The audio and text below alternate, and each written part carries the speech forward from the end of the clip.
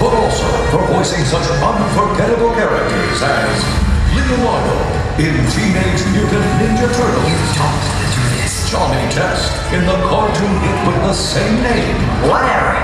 The prehistoric king of cavemen, Fred Flintstone. Fred, you the demon. And Jedi Masters Plo Koon and Obi-Wan Kenobi in Star Wars: The Clone Wars. Need some help?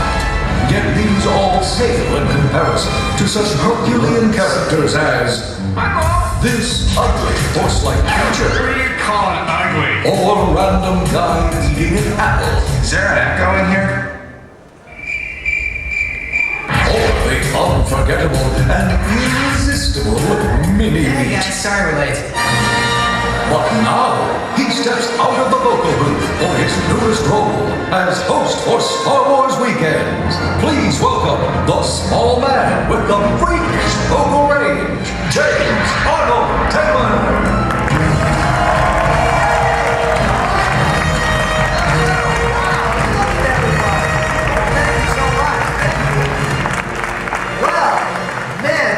Fantastic! Look at you.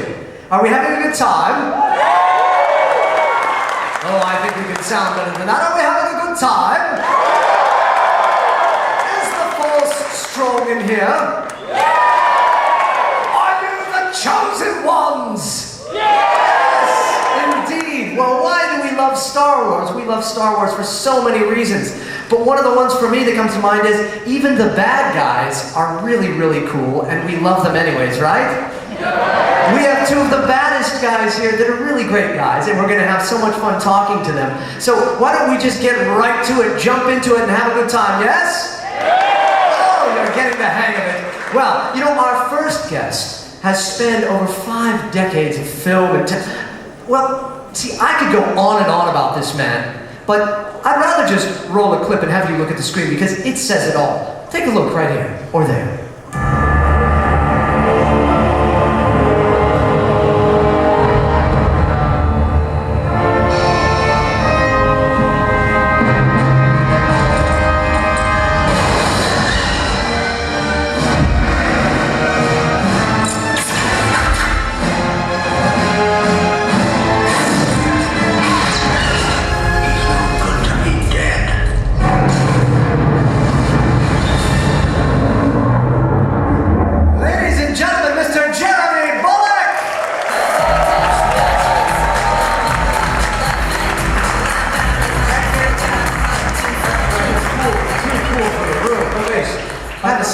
Terribly sorry, I've just been on the Star Tours ride and I've forgotten to...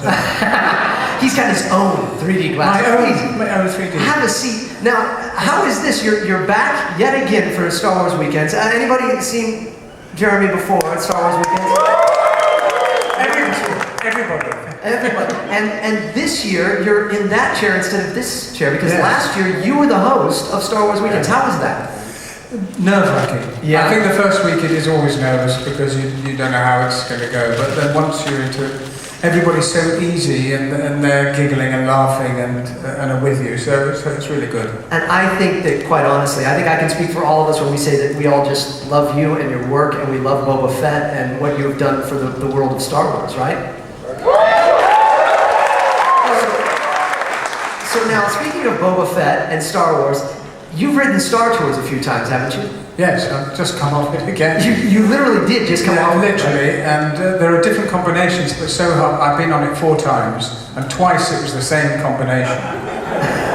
So I'm not having much luck at the moment. So no Boba Fett yet? No. Now Daniel Logan, who plays young Boba Fett, he was here week 1 of Star Wars Weekends. Anyone also here week 1? Yes? And every single time Daniel went on, he got Boba Fett. Every time. He uses the Force much better than I do.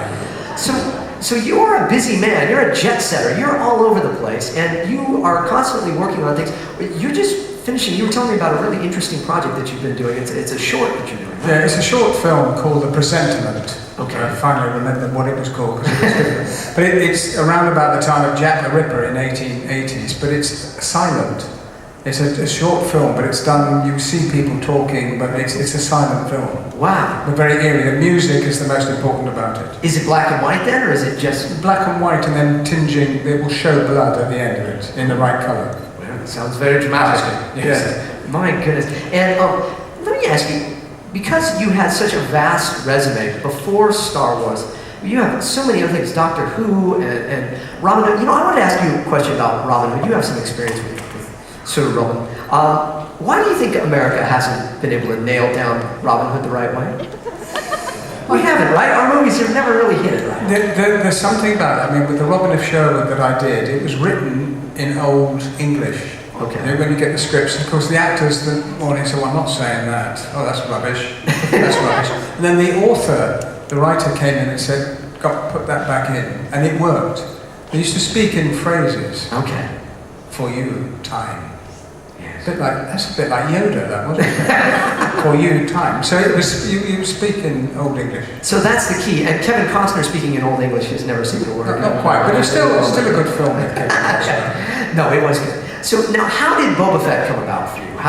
Because again, you had been on camera, and now all of a sudden you're putting on the helmet. Yeah, it came by pure accident that my agent said, look, they're casting this and it's not very much, it's a couple of days filming.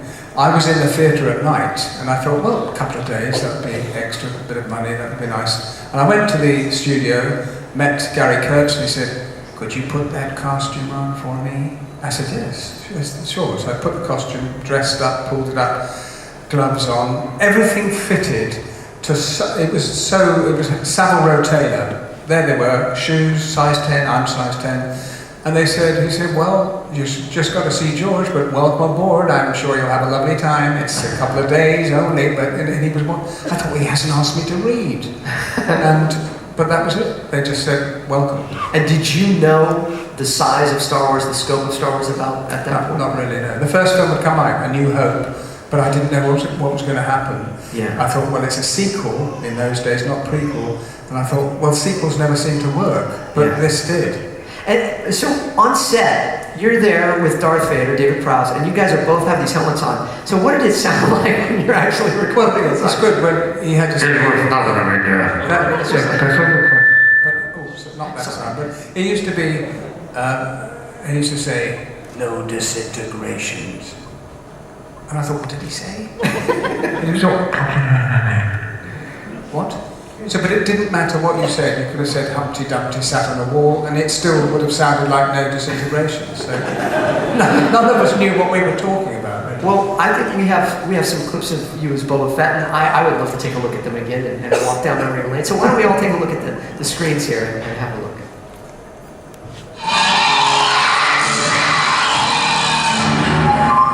Boba Fett appears as a cartoon character. I think that's his first appearance. Just after 78, the holiday special. I'm Boba Fett. I think a great deal of fans, 98% of fans, want to know more about it. Actually, I think this is what fans have been waiting for ever since they saw Boba Fett in The Empire Strikes Back. Bounty hunters. And the very first day was a scene with all the bounty hunters. And really all I was doing was just standing and looking at Darth Vader occasionally. No disintegration. As you wish. I remember my younger son saying, isn't it funny, you put a bucket over your head, Dad, and people think you're rather cool. He's all yours, bounty hunter. They had little knee pads where I could fire darts with. They were Velcroed on, and by the end of the day they'd obviously slipped round, so you'd have to keep shifting them. And if I walked, which I didn't do much of, they'd shoot across the room because the Velcro would snap off and fly. It wasn't easy. Thank goodness for Velcro, yes? Yeah, Velcro. But the costume was unbearable. It's silly to say, it was a great chance to play Boba Fett and I enjoyed every second, but the costume, where every time you tried to sit down, it would just pinch here, or under here, right across here, everything. So that hot bath in the evening, and then you were back up the next morning. But I'll go through that pain again to realise what I've done throughout the Star Wars saga. Yeah, and do you have a memorable, the most memorable moment on set as Boba Fett? The most memorable moment is the worst moment, as I said earlier on. Well, it is, because I had to turn around and they said, Jeremy, you could just run the scene with Han Solo, carbon freezing chamber, that's it. And I had to say, put Captain Solo in the cargo hold. So they just right, okay, stand by, everybody. Jeremy, ready? Yes, fine, thanks. We're walking up the ramp with the Imperial officer, and I turned around and said, "Put Captain Cargo in the solo." I said, there was total silence. I said, I can't have said that. Sure, I've got 4 lines and I've mucked one of them up already. Captain said. And then I suddenly realised that you go, anything would do. So they said, right, moving on. Thanks a lot, Jeremy. That's the end. No one ever knew until much later when I owned up. And it worked out okay. Yes, yes, it did. God still got it. Must say that's a very nice tie you've got on. Oh, you like that? Yeah, it's my old cricket tie. Oh, it is? Yeah, I actually took it from your dressing room. You don't mind, do you? No, not at all. I'll be wearing another one tomorrow.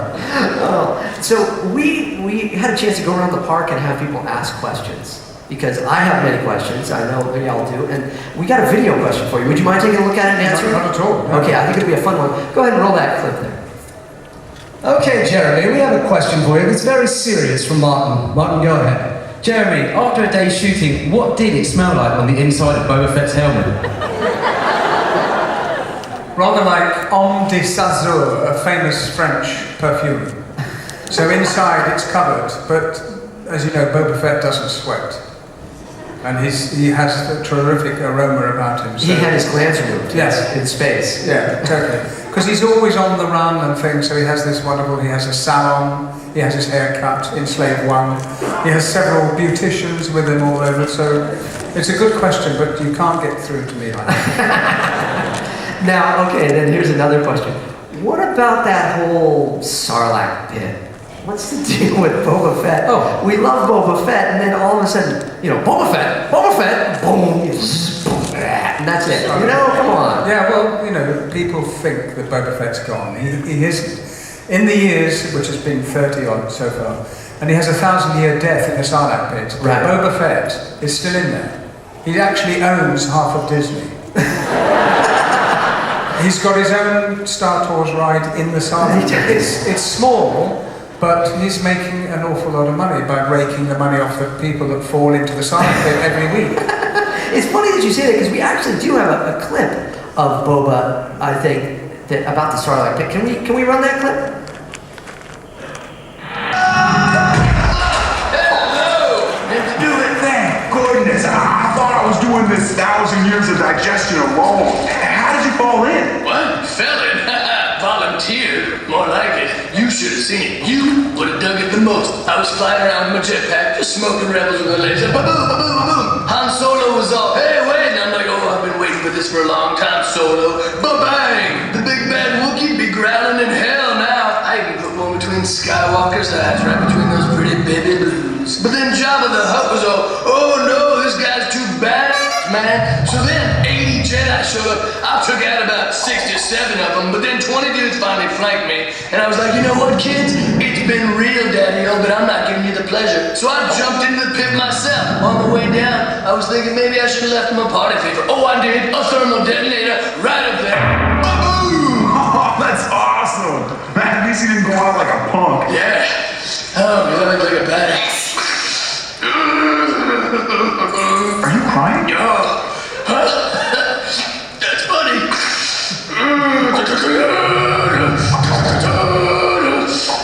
Okay.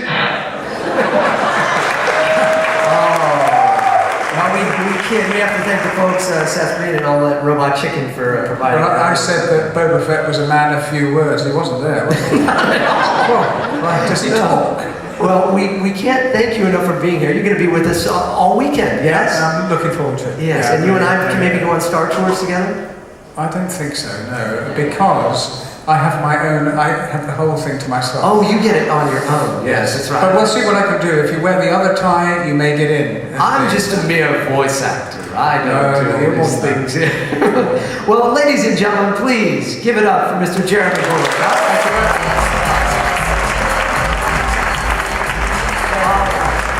Jeremy, you know the drill here. Our second guest he's an action star. He's featured in some of Hollywood's biggest blockbusters. But of course, the Star Wars fans know him as the relentless Darth Maul. Let's take a look at him in action, huh?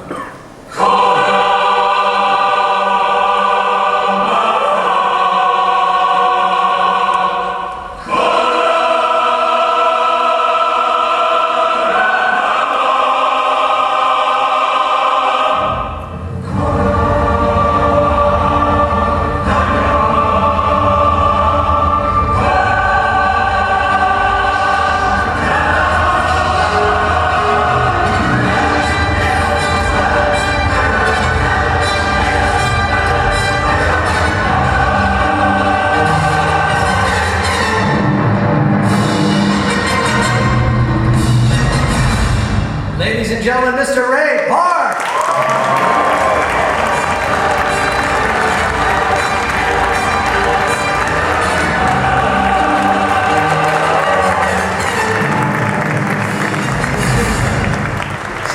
How are you? Please. I couldn't resist that.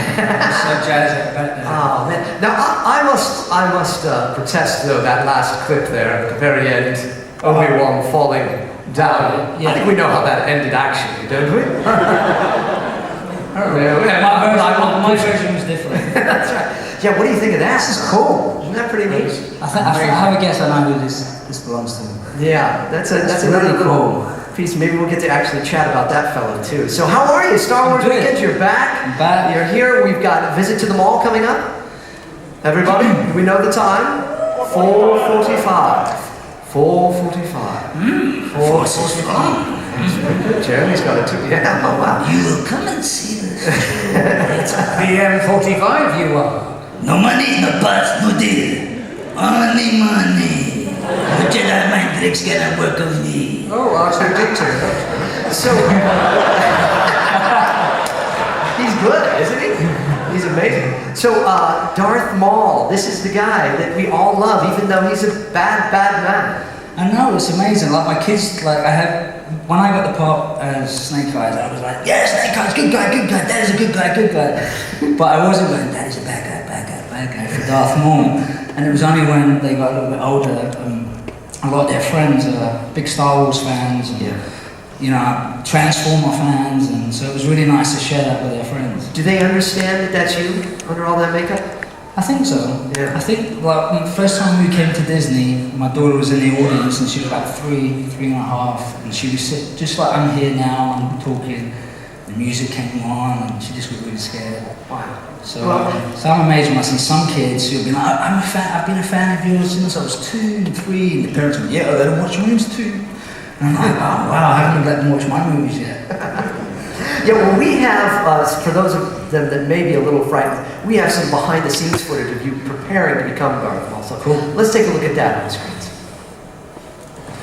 I thought I wanted a faster version of what the other movies were, more energetic version. And that's basically what he gave me. And I think the key to it was we had a good villain who was a great fighter. I always wanted to fly when I was a kid.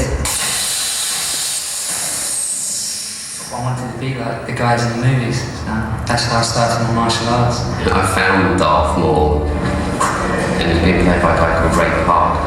And he's very good in like kendo and martial arts, and he's a brilliant gymnast. I mean, he's better than I am.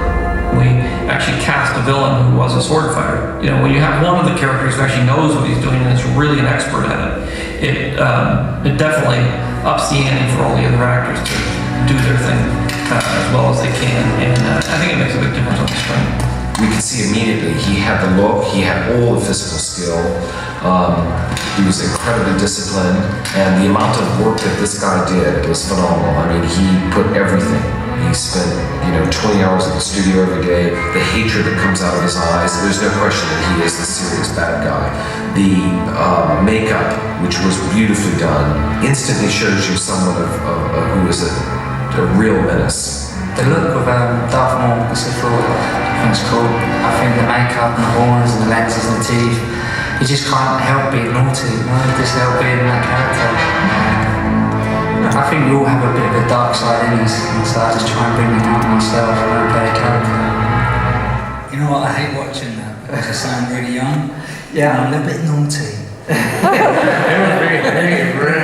The funny thing is I come with my own sound effects, and every movie that I work on, we're either like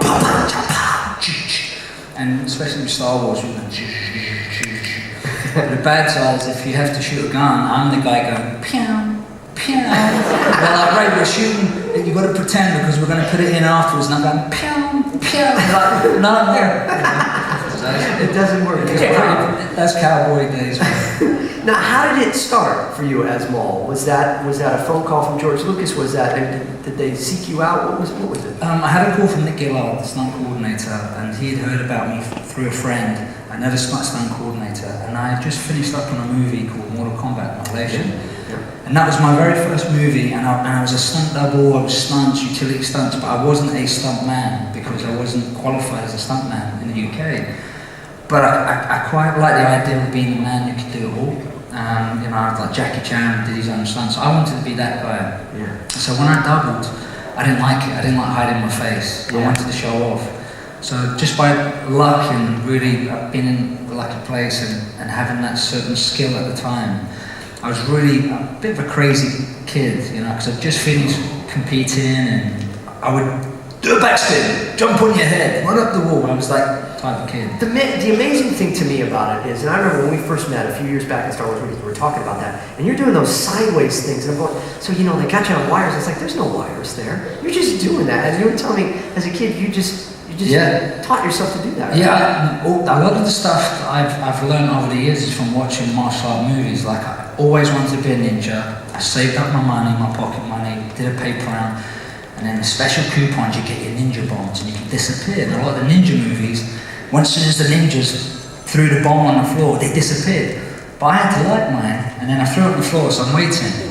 And I thought something magic was going to happen, and then I was really upset. I never watched a ninja movie again, you know. But I used to think that I didn't know about special effects. I didn't know about, you know, I heard about Jackie Chan doing his own stunts, but I didn't know about stunt teams and people behind the scenes that, you know, worked on these big stunts. So I actually grew up believing these guys were real. Sure. So I wanted to be like the guys in movies.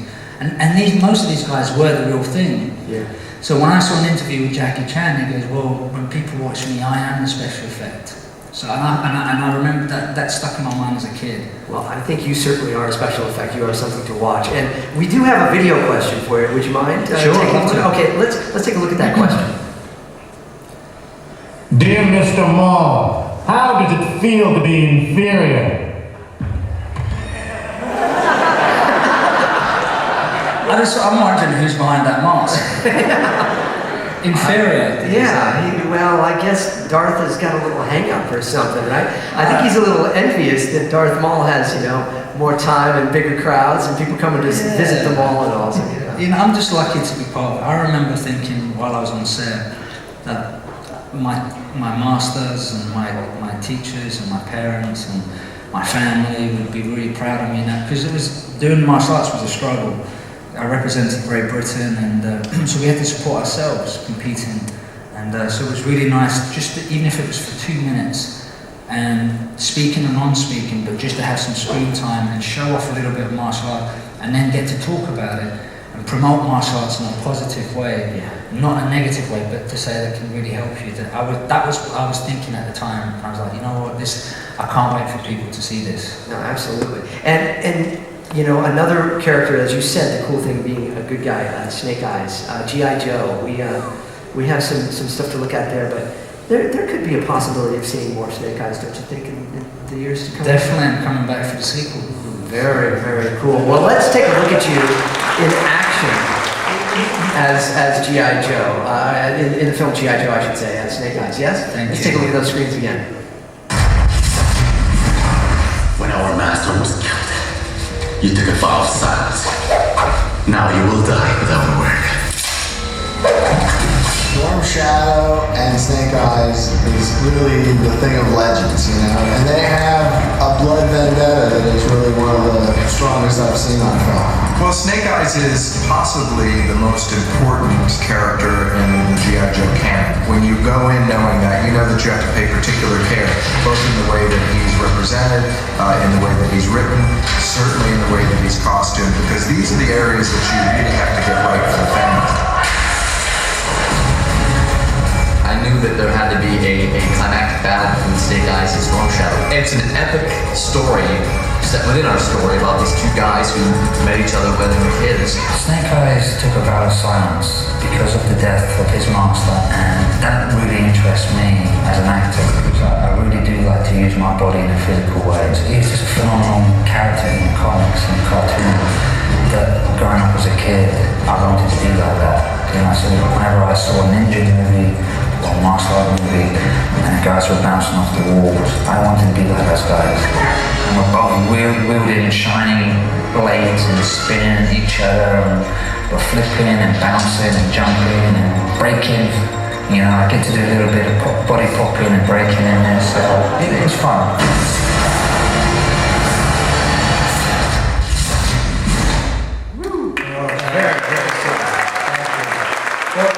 That was my childhood dream come true as well. Really? I grew up watching Star Wars. When we used to bunk off from school or play hooky, and I was either training or we were watching Star Wars. But I grew up watching a lot of ninja movies, and playing and I had the original Action Man. Yeah. And then my brother had the G.I. Joe Action Force. And we used to mess about, and that's why I know about Thundercats and stuff, because my younger brother and I used to mess, and he did martial arts. So when I heard they were going to do a G.I. Joe movie, I went after it, and a lot of my peers in the business said, well, why do you want to, I thought you were trying to get away from non-speaking roles and being covered up. And I said, I don't care, this is the one role I have to do in my life, and I will jump hoops and somersaults to get it. And I'm very lucky to get it. Well, we're very lucky that you have that role. We can't wait to see you again on the next one. Yeah. So now, gentlemen, we're all very refined here and all, and we do have the, you have that inside the actor's studio, but it is Star Wars weekend, so I thought we should step inside the Akbar studio. Akbar. It's a trap! No, okay, so here's the way it's going to work, gentlemen. I will ask you several questions here. And Jeremy, we can start with you, and then we'll go to Ray. Yes, okay. And just answer as precisely, succinctly as you can. And do remember, we're at Disney. Do we get points? All right. Question number one, sir. Yes. If you could have played any other Star Wars character, who would it be? Han Solo. Right there. Yeah. But you'd be there now instead.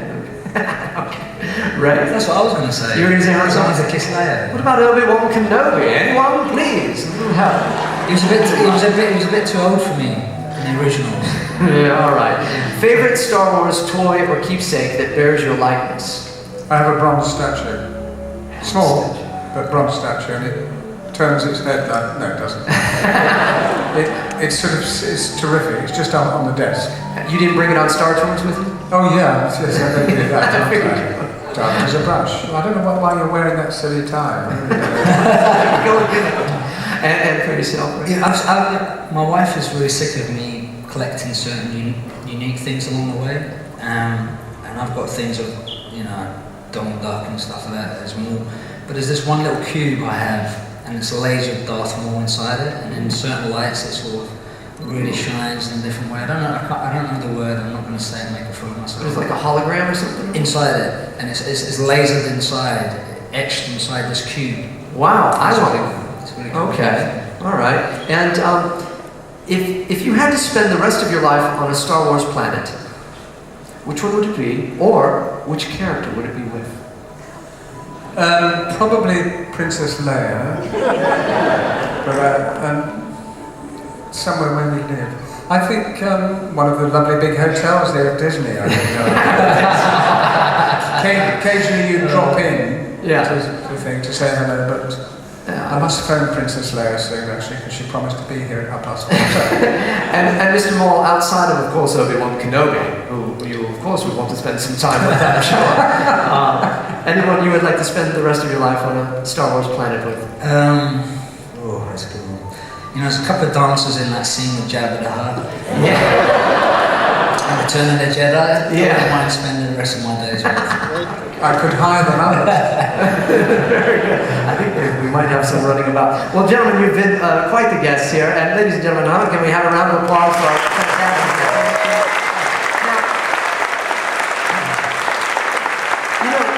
It is Disney, it is Star Wars weekends, and you gentlemen, of course, being here so many times know the drill. You know that we can't just let you off that easy. Oh. So, I have some ears for you, and if you both... I'm going to mess up my hair again. Oh, I know, your hair looks great, too. Jeremy, yours is put wax in. Well, but I would put mine on as well. So, now, do you remember your parts? Just about. I think so. Do you remember? Okay. So, I've got the hard part. You guys have the easy part. Now get in your positions like we practice in rehearsal. Okay, everyone smiles, everyone, look at all the cameras. No pressure. Wave. Now, okay, so, remember what you're going to do? Yeah, well, don't keep going on about it, making me nervous. I need more of that. Okay. Attention. Oh, okay, all right. A little music, maestro, please. Now it's time to say goodbye to all our company. M-I-C. See you real soon. K-Y. Why? Because we love you.